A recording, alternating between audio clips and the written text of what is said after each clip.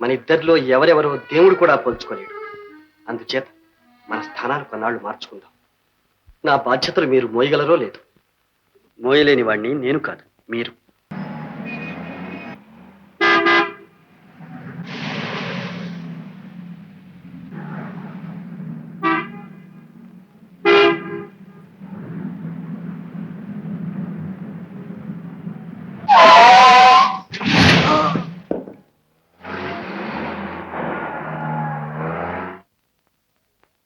ఏ చావాలిందా? చావాలనే అనుకున్నా, కానీ అదృష్టం కూడా లేకపోయింది. మీ కారు బ్రేకులు చలవు.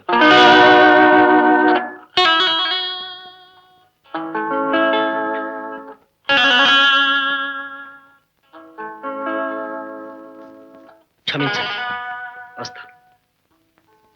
ఆగండి, కారెక్కండి. ఏ పోలీసులకు అప్పగిస్తారా? కాదు, మీతో పనింది.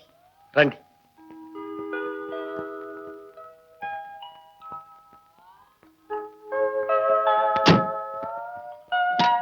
కమింగ్.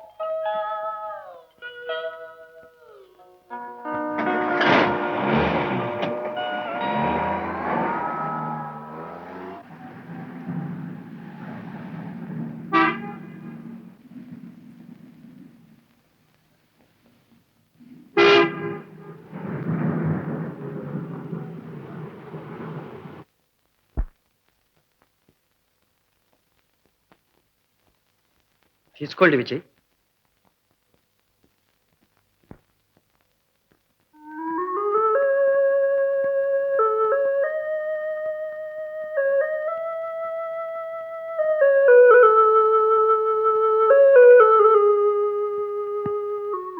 అదేమిటి విజయ్, ఎందుకో బాధపడుతున్నారు?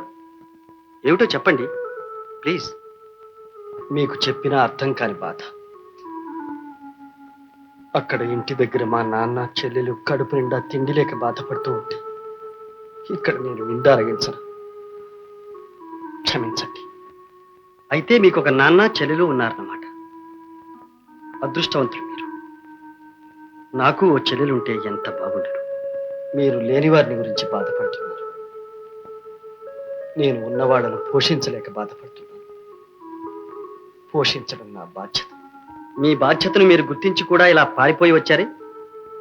మీరు ప్రాణాలు తీసుకుంటే వాళ్ళ గతేం కాను.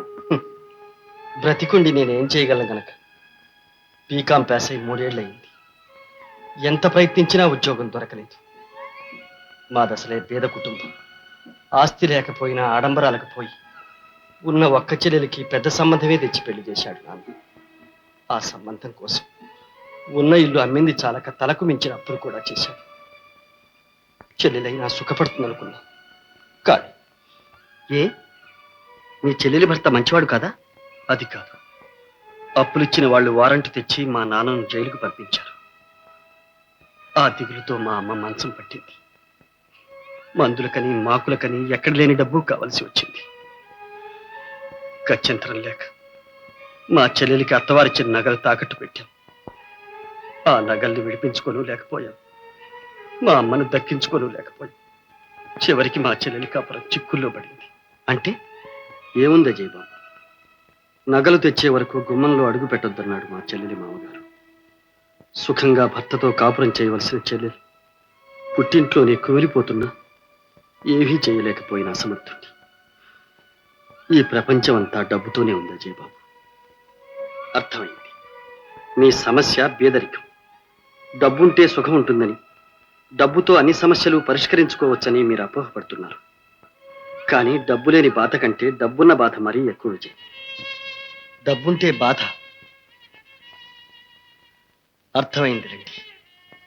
డబ్బున్న వాళ్ళ బాధ ఒక్కటి, ఉన్నది చాలదని ఇంకా కూడబెట్టాలని. అదేనా మీ బాధ? అది కాదు.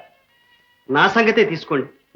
డబ్బు లేకపోవడం అంటూ ఏమిటో నేను ఎరగను, ఊహించలేను కూడా.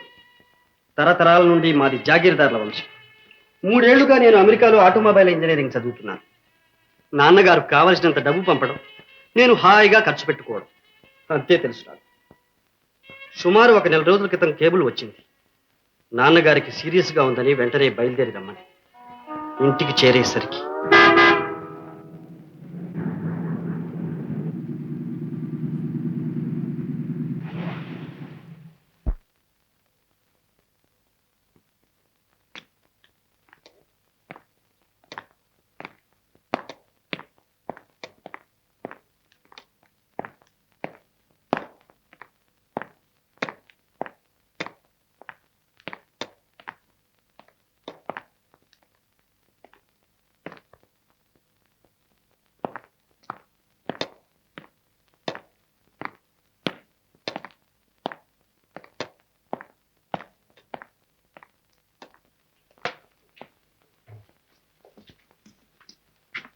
అత్తయ్య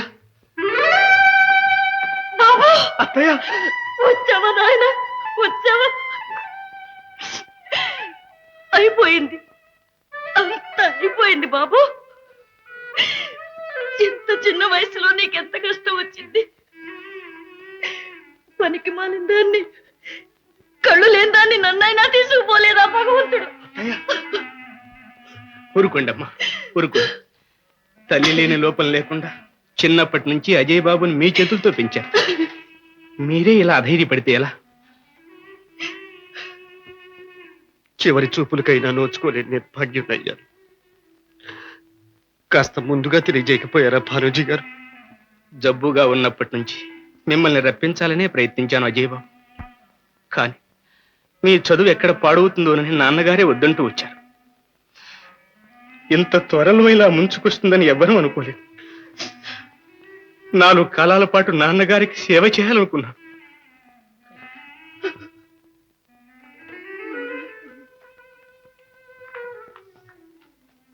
పాపం వెంకన్న వాడి కూతురు అహర్నిశలో అయ్యగారిని కనిపెట్టుకుని సేవ చేశారు స్వామి భక్తి అంటే వాళ్ళదే మరి శేషావతారం ఎవరెంత సేవ చేశారో ఏకరవు పెట్టడానికి ఇదటయ్యా సమయం ఈ మూగవాడేమిటి అందరం సేవ చేశాం అయినా అయ్యగారిని దక్కించుకోలేకపోయాం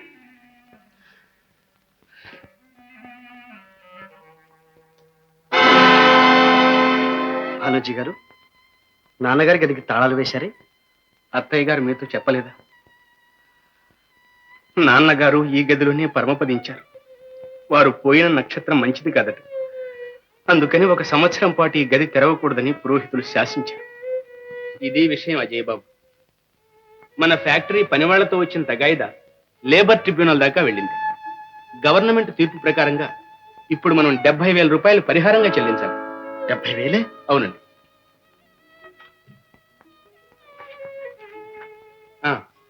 ఇది ఇన్కమ్ ట్యాక్స్ నోటీస్ మొదటి వాయిదా 1,50,000 ఈ నెలాఖరులోగా కట్టాలి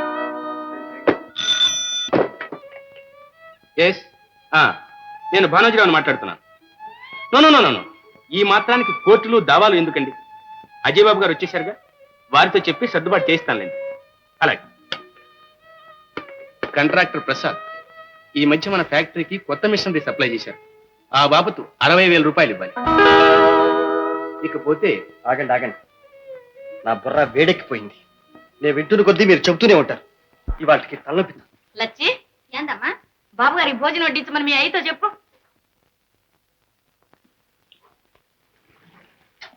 నమస్కారం పిన్ని గారు నమస్తే అజయ్ బాబు రా సరళ మీ నాన్నగారిని వెంట పెట్టుకొచ్చినట్టున్నావు ఏమిటి విశేషం మా అమ్మాయి సరళ ఉంది చూశారు నువ్వు ఉండు నాన్న అజయ్ బాబు మీకోసం ఏం తెచ్చానో తెలుసా మీకు ఇష్టమైన పాల్కోవా నేనే స్వయంగా తయారు చేశాను రుచి చూసి ఎలా ఉందో చెప్పరు అప్పుడే పిండి వంటలు చేయడం కూడా నేర్చుకున్నాం అన్నమాట కానీ ఈవేళ అజయ్ ఒంట్లో ఏం బాగాలేదు సరళ అందుకే ఇప్పుడు భోజనం కూడా మానేస్తే మంచిదన్నా అలాగా అమ్మాయి సరళ నువ్వు వెళ్ళి డాక్టర్ ఫోన్ చేయి అర్జెంటుగా రమ్మను కాదు నాన్న నేనే కార్లో వెళ్ళి దగ్గరుండి తీసుకొస్తాను అవునవును అదే మంచిది అజయ్ బాబు మీరు రెస్ట్ తీసుకోండి నాకు ఆఫీస్లో కొంచెం అర్జెంట్ పని ఉంది మళ్ళీ వస్తాను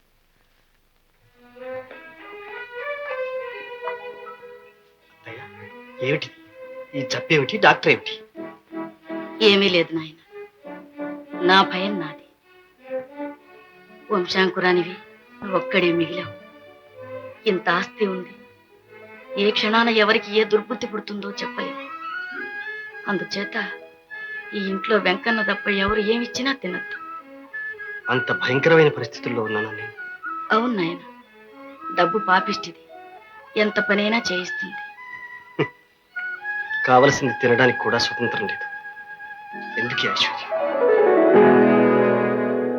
అది నా పరిస్థితి ఐశ్వర్యాన్ని అంటిపెట్టుకుని ఎన్ని చిక్కులు బాధలు ఉన్నాయో చూశారా క్షమించాలి నాకు అర్థం కాలేదు అలాంటివి కూడా బాధలేనంటారా కావా నేను ఇల్లు చేరేసరికి నాన్నగారు పోవడం నాకేమో ఆస్తి వివరాలు ఏమీ తెలియకపోవడం ఎటు చూసిన అప్పులు అంతుపట్టని ఆర్థిక సమస్యలు ఏ క్షణంలో ఎవరే కీడుతల పెడతారో అన్న భయంతో ప్రాణాలు గుప్పిట్లో పెట్టుకుని బ్రతకడం క్షణం సుఖం లేదు క్షణం శాంతి లేదు అవన్నీ మీరు ఊహించుకుంటున్నవి. అవి ఓ బాధలేనా? నేనే మీ స్థానంలో ఉంటే నిజం. అయితే ఒక్క క్షణం. మీరు గమనించే ఉంటారు, మనిద్దరం అచ్చుగుద్దినట్టు ఒకే పోలిగ్గా ఉన్నాం. చూడండి, మన ఇద్దరిలో ఎవరెవరో దేవుడు కూడా పోల్చుకోలేడు. అందుచేత మన స్థానాలు కొన్నాళ్ళు మార్చుకుందాం. నా బాధ్యతలు మీరు మోయగలరో లేదు. మోయలేని వాడిని నేను కాదు, మీరు. పర్వాలేదు, కాయ కష్టం చేసి కలో గంజో తాగుతూ పేదవాళ్ళే హాయిగా కాలం గడుపుతారు. ఈ కుట్రలు కుతంత్రాలు లేని నిర్మల జీవితం వాళ్ళది. కొన్నాళ్ళు అలా జీవించాలి. ఇందులో మా ధనిక జీవితం మీరు అనుభవించి చూడండి. నా పరిస్థితుల్ని చూసి జాలిపడి మీరు అలా అంటున్నారు. కానీ మా ఇంట్లో బాధల్ని మీరు ఒక్కరోజు కూడా భరించలేక పరిగెత్తుకొస్తారని నా భయం. అలాంటి భయాలు లేకుండా ముందే షరతులు పెట్టుకుందాం. ఒక్క ఏడాది గడువు. ఈ లోపుగా మనం ఏమైనా సరే స్థలాలు మార్చుకోకూడదు. అలా అగ్రిమెంట్ రాసుకుందాం. సరేనా? ఏమిటి ఆలోచిస్తున్నారు? సరే, అలాగే చేద్దాం. ఇది ఒక పరీక్ష. ఇందులో ఎవరు నెగ్గుతారో చూద్దాం. అయితే బాత్రూమ్కి వెళ్ళి స్నానావధి కానివ్వండి.